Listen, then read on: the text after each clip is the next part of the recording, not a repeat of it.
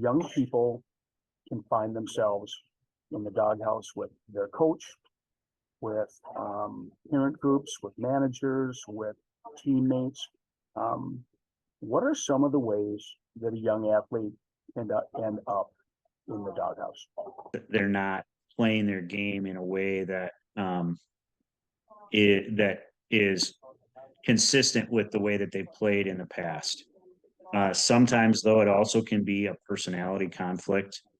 I have seen situations, even in professional sports, where there is some kind of a personality conflict or people being not on the same page, and that gets athletes in the doghouse. I can think of players that I've worked with that get themselves in the doghouse by the way that they behave off the ice, or their relationships with others and teammates aren't great.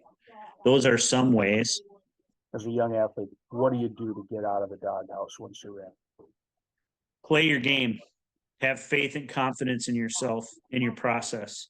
Um, don't attach meaning to the fact that you're there, and find ways to be grateful for what you have and use the things that got you there, and be open to feedback, and don't let criticism trick you into thinking that you suck. Criticism is helpful. It tells us what we need to do to change. How important is communication to this equation with the person whose doghouse you're in?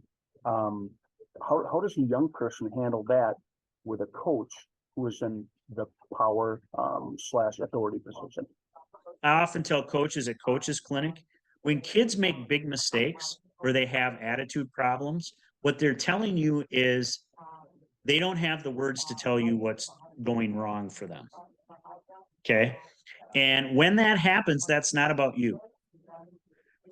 Kids don't go out and make mistakes to make coaches miserable or destroy their chances of getting to the NHL or being a good coach or winning a championship, because kids are fairly self-centered. Okay. If you don't take it personally and you react in a way where you're helpful, you give them encouragement, you tell them and give them tips about what they can and can't do to get better, then they're more likely to come to you and be able to communicate with you. When you don't talk to them and you don't give them a guideline for what it is they need to do to get more playing time, helplessness ensues, and it actually makes the doghouse thing even worse. We all can have comeback stories, and there's something so redeemable about that. Talk a little bit about the importance of the comeback story when you're down and you can crawl out of the hole. You have the ability to learn, change, and be different. And if you believe that about yourself and that you have trust and faith that you can problem solve, it's way more likely that you're going to have a comeback story. And then when that happens, that just gives you more confidence that you're going to be able to work through the next set of adversity